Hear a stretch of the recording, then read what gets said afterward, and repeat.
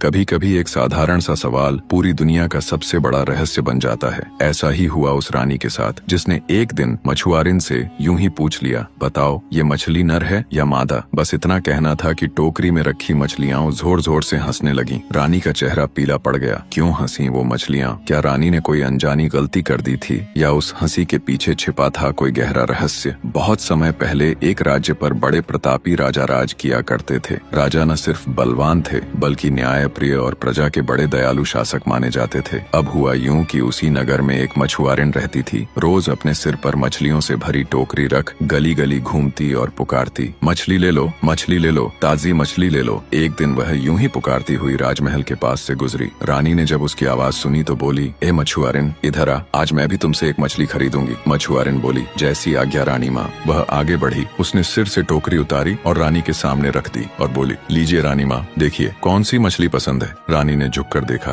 भीतर एक बड़ी सी मछली थी। उसने मुस्कुराकर पूछा, ये बता, यह मछली नर है या मादा? रानी की यह बात सुनते ही टोकरी के अंदर से मछली ने जोर से हंसना शुरू कर दिया, जैसे कोई मनुष्य खिलखिला रहा हो। रानी चौंकी और मछुआरिन भी सकपका गई, पर उसने तुरंत कहा, रानी माँ, यह नर मछली है। रानी बोली, तो फिर इसे मैं नहीं खरीदूंगी। मेरे महल में राजा के अलावा कोई भी पुरुष प्राणी प्रवेश नहीं कर सकता। मैं तो मादा मछली ही लूंगी। बस इतना सुनना था कि टोकरी में पड़ी बाकी मछलियां भी हंसने लगीं। अब तो रानी का चेहरा गुस्से से लाल हो गया। वह बड़बड़ाती हुई महल के अंदर चली गई और मछुआरिन भी कुछ समझ न पाई। उसने टोकरी उठाई और बड़बड़ाती हुई अपने रास्ते चली गई। उसे भी भीतर भीतर डर लग रहा था। आखिर मछलियां हंस कैसे सकती हैं भला? शाम ढली तो राजा महल लौटे। देखा, रानी के चेहरे पर मुस्कान तो दूर, शिकन तक पड़ी थी। राजा ने पूछा, क्या बात है रानी, आज बड़ी गंभीर लग रही हो, तबीयत ठीक नहीं? रानी ने ठंडी सांस भरी और बोली, महाराज, आज एक अजीब बात हुई। मैं एक मछुआरिन से मछली खरीदना चाहती थी। मैंने पूछा, यह नर है या मादा? तो वह मछली जोर जोर से हंस पड़ी और बाकी सारी मछलियां भी हंसने लगीं। मुझे यह जानना ही होगा कि वे मछलियां क्यों हंसी। अगर इसका कारण न पता चला तो मैं विषपान कर लूंगी। राजा ने कहा, अरे रानी, मछलियां हंसती हैं क्या? कहीं तुमने सपना तो नहीं देखा? रानी बोली, नहीं महाराज, न सपना देखा न भ्रम हुआ। मैंने अपनी आंखों से देखा है, अपने कानों से सुना है। मछलियां सचमुच हंसी थीं। राजा चकित रह गए। बोले, तो यह तो अत्यंत विचित्र बात है। इसका रहस्य तो सुलझाना ही पड़ेगा। दूसरे दिन राजा ने दरबार लगाया और ऐलान कर दिया, जो कोई यह बताएगा कि वह मछलियां क्यों हंसी, उसे उचित इनाम दिया जाएगा। पूरा दरबार, कोई कुछ नहीं बोल सका। तब राजा ने अपने प्रमुख मंत्री की ओर देखा और कहा, मंत्री, अब यह काम तुम्हारे ही हाथ में है। मुझे हर हाल में जानना है, मछलियां क्यों हंसी थीं। मंत्री ने हाथ जोड़कर कहा, महाराज, यह रहस्य बहुत गूढ़ प्रतीत होता है। मुझे 6 महीने का समय दीजिए। राजा बोले, ठीक है, पर ध्यान रहे, 6 महीने बाद यदि उत्तर न मिला तो तुम्हें मृत्यु दंड दिया जाएगा। बस यह सुनते ही मंत्री के पैरों तले जमीन खिसक गई। वह बोला, जो आज्ञा महाराज। घर लौटते समय मंत्री का चेहरा पीला पड़ा था।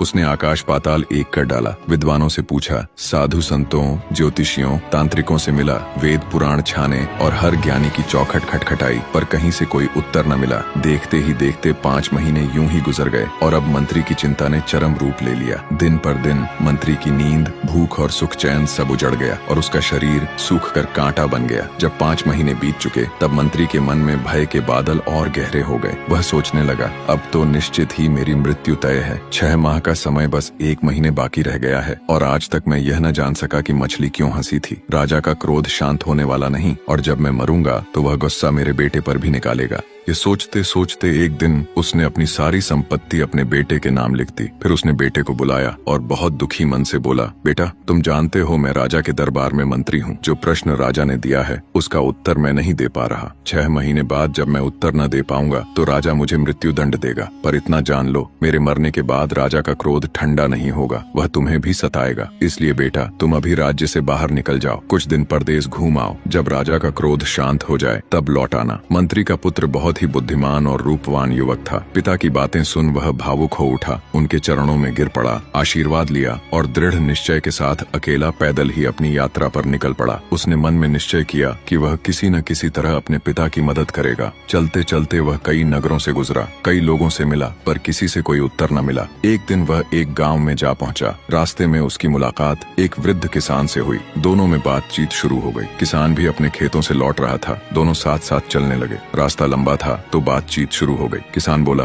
बेटा अच्छा हुआ जो तुम मिल गए, सफर लंबा है, बातों बातों में राह कट जाएगी। मंत्री के पुत्र ने मुस्कुराते हुए कहा, हाँ बाबा, साथ चलना अच्छा रहेगा। यूं ही बातचीत करते हुए कुछ दूर चलते चलते मंत्री का पुत्र बोला, बाबा अगर हम एक दूसरे को धो डालें तो रास्ता आसान हो जाएगा। किसान ठिठक गया, मन ही मन बोला, अरे यह कैसा पागल है, आदमी को धोने की बात कर रहा है। बड़ा अजीब आदमी मिला है, पर कुछ बोला नहीं, बस मुस्कुरा दिया। दोनों आगे बढ़ते रहे। आगे गेहूं के खेत मिल गए। खेतों में गेहूं की फसलें लहलहा रही थीं। गेहूं पककर सोने सी चमक रहे थे। मंत्री के पुत्र ने खेत की ओर इशारा करके पूछा, बाबा ये बताओ, ये खेत खाया गया है या खाया जाएगा? अब किसान के माथे पर बल पड़ गए। सोचा, अरे ये लड़का तो बिल्कुल मूर्ख है, खेत कभी खाए जाते हैं क्या? पर उसने कुछ जवाब न दिया और बस इतना बोला, बेटा इसका मुझे ठीक ठीक ज्ञान नहीं। चलते चलते दोनों एक दूसरे गांव जा पहुंचे। वहां मंत्री के पुत्र ने कहा, बाबा 2 घोड़े लाओ, पर ध्यान रहे गलती से भी गड़बड़ मत करना। अब तो किसान की सहन शक्ति जवाब देने लगी। मन ही मन सोचने लगा, कभी हंसाता है, कभी उलटी बातें करता है, ये लड़का या तो पागल है या कोई अनजान ढोंगी। पर फिर भी उसने कुछ न कहा और चुपचाप साथ चलता रहा। थोड़ी देर बाद दोनों एक बड़े नगर में पहुंचे। नगर बहुत बड़ा था। नगर में चारों ओर भीड़ थी, बाजारों में रौनक थी।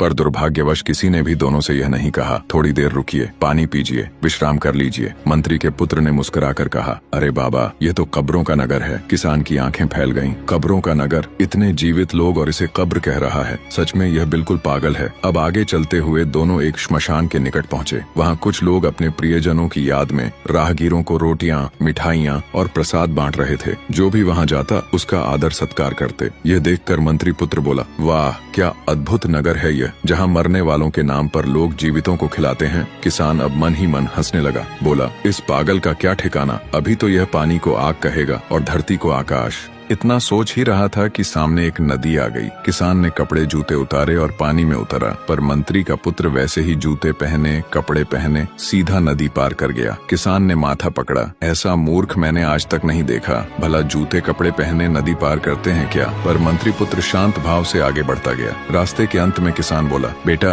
अब मेरा घर आ गया, चलो आज की रात मेरे घर ठहर जाओ, कल अपनी राह पकड़ लेना। मंत्री पुत्र ने कहा, आपकी दयालुता देखकर मुझे प्रसन्नता हुई, पर एक बात बताइए, क्या आपके घर के दरवाजे और कुंडी मजबूत हैं? किसान हक्का बक्का रह गया। मन ही मन बोला, अब यह कैसी बेतुकी बात है, घर बुलाया है और यह दरवाजे की कुंडी पूछ रहा है। थोड़ी देर तक कुछ सोचता रहा, फिर मुस्कुरा कर बोला, चलो बेटा आओ मेरे साथ। दोनों धीरे धीरे घर की ओर चल दिए। रास्ते भर किसान उस युवक की अजीब बातों पर सिर हिलाता रहा। घर पहुंचकर किसान ने मंत्री पुत्र को भीतर के कक्ष में ठहराया, उसे पानी दिया, बैठने को आसन दिया और बोला, थोड़ा विश्राम कर लो, मैं अभी आता हूँ। इतना कहकर वह अपनी पत्नी और बेटी के पास गया और सारी बातें उन्हें बताने लगा। किसान बोला, अरे सुनो, आज रास्ते में एक अजीब आदमी मिला है। रूप रंग से तो कुलीन लगता है, पर बातें इसकी बड़ी मूर्खतापूर्ण है। मैंने कहा मेरे घर चलो तो बोला, क्या तुम्हारे दरवाजे और कुंडी मजबूत हैं? ये सुनकर किसान की बेटी, जो बहुत बुद्धिमान और तेज थी, बोली, पिताजी वह मूर्ख नहीं, बहुत चतुर युवक है, वह संकेतों में बात करता है। दरवाजा और कुंडी मजबूत होने का मतलब यह था। क्या आपके घर में मेहमान के ठहरने की व्यवस्था है? क्या आप मेरा सत्कार कर पाएंगे? किसान बोला, अरे वाह बेटी, मैंने तो उसकी बातों का गलत अर्थ निकाल लिया। बेटी मुस्कुराई और बोली, पिताजी जब रास्ते में उसने कहा था चलो हम एक दूसरे को धो डालें, तो उसका आशय यह था कि रास्ता लंबा है, एक दूसरे को कहानी सुनाकर सफर कट जाएगा, वही कहने का उसका ढंग था। किसान ने आश्चर्य से बेटी की ओर देखा और बोला, अरे तो ये बात थी, मैं तो व्यर्थ में उसे मूर्ख समझता रहा। फिर किसान बोला, बेटी जब हम गेहूं के खेत से गुजर रहे थे तब उस लड़के ने पूछा था, ये खेत खाया गया है या खाया जाएगा, अब इसका क्या मतलब हुआ? किसान की बेटी मुस्कुराई और बोली, पिताजी इतनी सी बात भी आप नहीं समझ पाए। वह जानना चाहता था कि उस खेत का मालिक कर्जदार है या नहीं। अगर मालिक पर किसी महाजन का कर्ज है तो समझो उसका गेहूं पहले ही महाजन ने खा लिया है, क्योंकि फसल का दाम तो सीधा उसी के घर जाएगा। और अगर खेत का मालिक कर्ज मुक्त है तो वही गेहूं खाएगा, मतलब अपनी मेहनत का फल खुद भोगेगा। किसान ने सिर हिलाते हुए कहा, बेटी बात तो बिल्कुल ठीक कही तूने, पर बेटी जरा यह भी सुनो। उसने एक और बात कही थी। जब हम गाँव पहुँचे तो मुझे एक छुरी देकर बोला, 2 घोड़े लाना, गलती से भी गड़बड़ मत करना। अब इसका क्या मतलब हुआ? किसान की बेटी हंस पड़ी। पिताजी वह कह रहा था कि जब हम लंबा सफर तय करते हैं तो 2 चीजों की जरूरत होती है, रोटी और लाठी की। घोड़े से उसका आशय था रोटी, जो यात्रा की ऊर्जा है, और छुरी से आशय था लाठी, जो सुरक्षा का साधन है। वह यह कहना चाहता था कि इन दोनों को साथ रखना मत भूलिएगा। किसान अब उस युवक को और भी गहराई से समझने लगा। फिर किसान बोला, बेटी एक बात और सुन। जब हम एक बड़े गांव से गुजरे तो उसने कहा, यह तो बहुत बड़ा कब्रिस्तान है। और फिर जब आगे एक श्मशान आया जहाँ रोटियां और प्रसाद बांटा जा रहा था तो बोला, वाह क्या चमत्कारी शहर है। अब यह सब क्या समर्थ रखता है। किसान की बेटी शांत भाव से बोली, पिताजी, उस युवक ने एकदम सत्य कहा था। जिस नगर से आप गुजरे वहाँ न किसी ने आपको पानी दिया, न अतिथि सत्कार किया, न राहगीर को बैठने तक को कहा। तो ऐसे लोग भले जीवित हों पर आत्मा से मृत हैं। वह नगर सच में कब्रिस्तान से भी गया बीता था। और जहाँ आपने प्रसाद पाया, रोटियां मिली, सत्कार हुआ, वह नगर जीवित था। इसलिए उसने कहा कि यह चमत्कारी शहर है, क्योंकि वहाँ प्रेम, दया और सम्मान था। किसान अब पूरी तरह आश्वस्त हुआ और बोला, बेटी, तूने तो मेरी आंखें खोल दी। वह तो बहुत विद्वान निकला। उधर मंत्री का पुत्र यह सारी बातें सुन रहा था। उसने मन ही मन कहा, यह किसान की बेटी तो अद्भुत ज्ञानी है, शायद यही मेरे प्रश्न का उत्तर दे सके। तुरंत वह किसान और उसकी बेटी के पास गया और बोला, सुनो, मैं कोई साधारण राहगीर नहीं, मैं राज्य के मंत्री का पुत्र हूँ। हमारे महाराज की रानी ने एक दिन मछुआरिन से मछली खरीदनी चाहिए, और जब उसने मछुआरिन से पूछा कि यह मछली नर है या मादा, तो टोकरी में रखी सारी मछलियाँ जोर जोर से हंस पड़ी। रानी ने यह बात राजा को बताई। राजा ने मेरे पिता से पूछा, और अब मेरे पिता को 6 महीने का समय मिला है उत्तर देने का, नहीं तो उन्हें मृत्यु दंड दिया जाएगा। 5 महीने बीत चुके हैं और रहस्य अभी तक नहीं खुला। किसान की बेटी मुस्कुराई और बोली, इस प्रश्न का उत्तर बहुत सरल है। जब किसी मछली को काट दिया जाता है, धोकर आग में पकाया जाता है, तो वह न नर रहती है न मादा। उसमें अब कोई लिंग का भेद नहीं रहता, वह केवल मांस बन जाती है। रानी की यही मूर्खता थी कि वह नर मादा का प्रश्न पूछ रही थी। इसी अज्ञानता पर वे मछलियां हंसी थीं।